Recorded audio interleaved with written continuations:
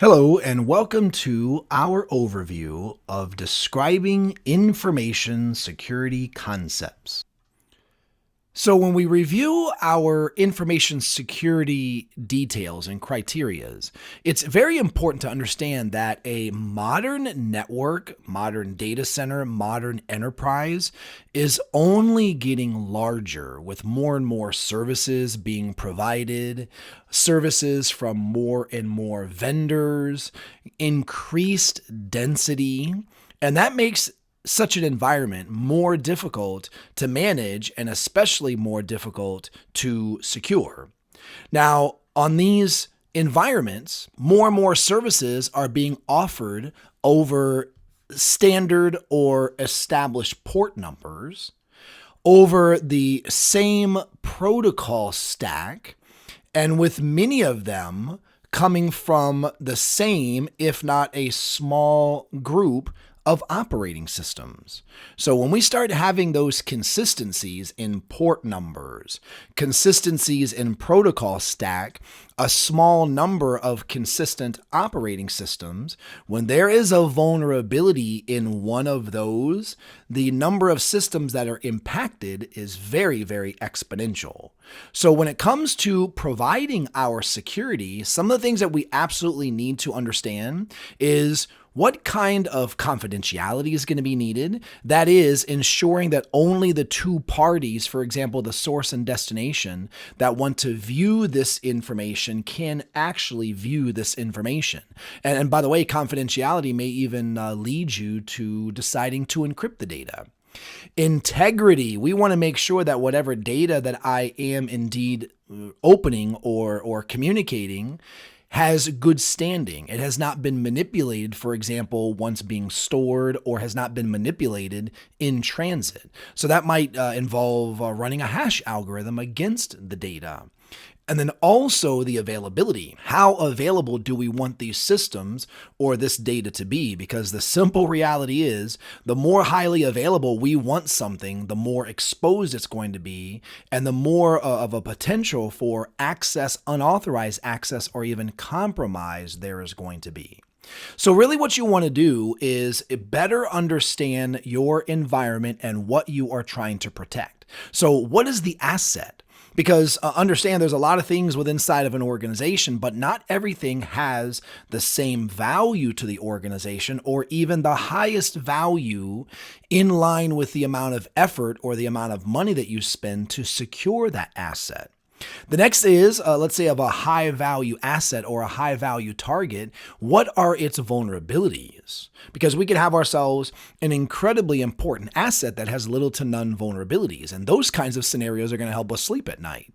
Or you could have the absolute opposite, a very high value asset with a lot of vulnerabilities, and that's where we need to spend the majority of our focus. An example of where we would spend the majority of our focus.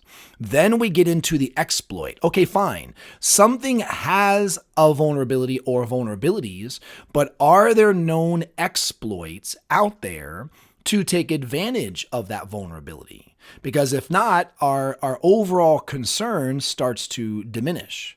And then we go even further still. Okay, we've got a high value asset. It has some vulnerabilities that in the wild there are known exploits. But hold on a second. The steps that we must go through, an attacker must go through to take advantage of those vulnerabilities are very, very extreme. So even though there are exploits for known vulnerabilities, those exploits are difficult to near impossible or improbable, so our threat might be very, very low. Folks, at the end of this set of questions that you ask yourself, high value asset with vulnerabilities and known exploits, but those exploits are easy to execute, so the threat is high. Based upon that, you go through a list of countermeasures and safeguards, which might be software, patching the operating system, access policies, hardware at the perimeter or hardware at multiple different levels. Again, being in the security industry for a while now, we originally referred to this as layers of an onion. Because I want to be very, very clear.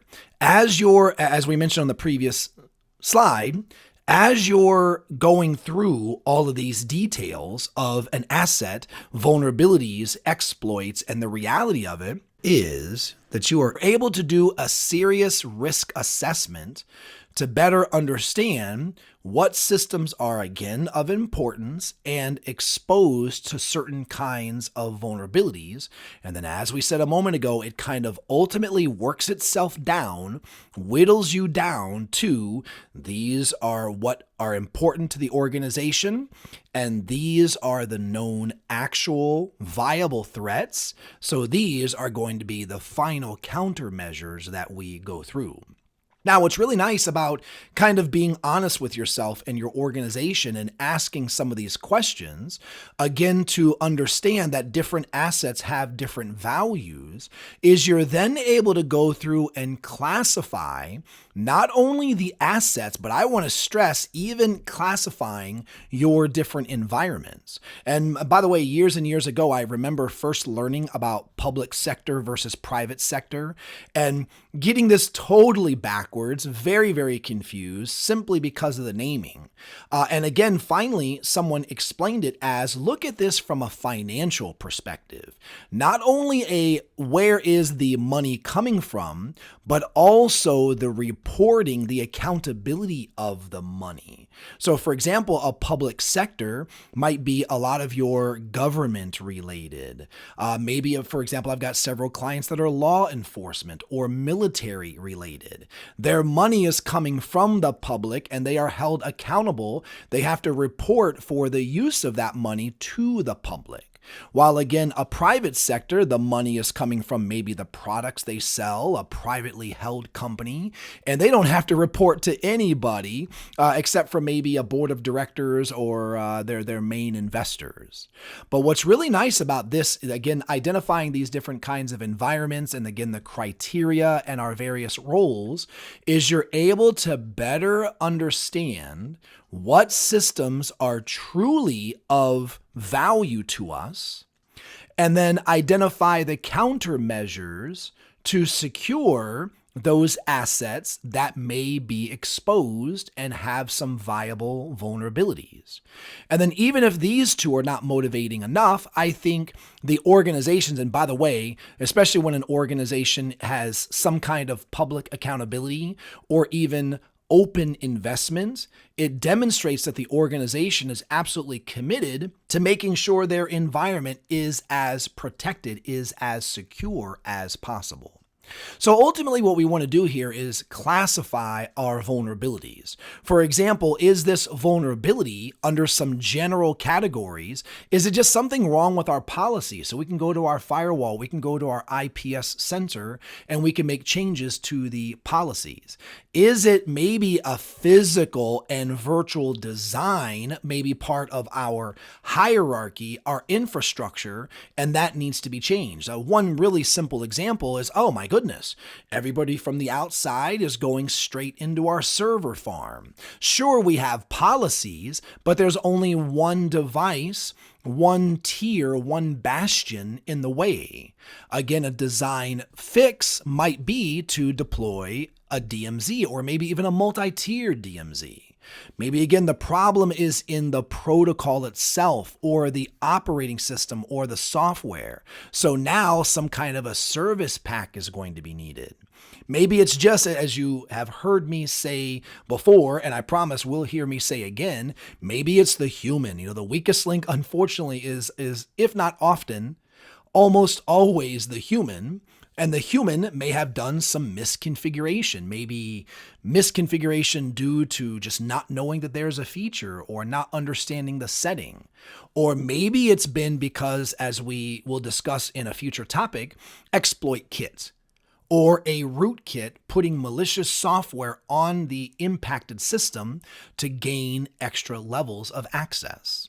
Now, here's what's nice.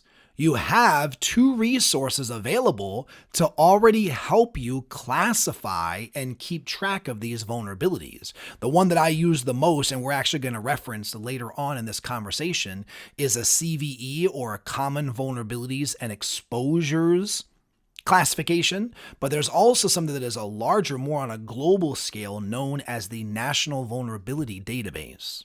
So the ultimate objective, again, is to better understand your environment, what's of high value and its exposure, and then once again, the probability of it being negatively impacted. So then you're able to go in and apply various countermeasures.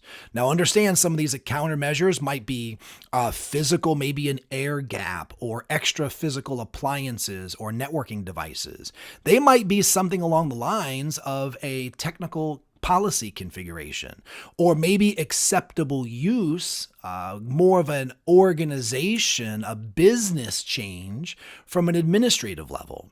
By the way, please keep in mind, you may also have yourself some environments where all we really want to do is detect the problem. We may not want to prevent. For me, a perfect example that comes into mind is going to be some of the differences in deploying intrusion prevention versus intrusion detection. Am I in an environment where I want to know and I'll take other countermeasures, but I don't necessarily want a false identification or a failure in the policy, a failure in my system to not only block the malicious traffic, but to block all of my production traffic? And then also understand, as we're going to talk about in a slide coming up real soon, there are some scenarios where you may not be able to completely reduce or eliminate all risks. There's going to be some times where you have to have some degree of risk acceptance, because again, we're providing services to an open network, or even maybe by way of insurance, for example, a transfer of risk to another organization or another entity.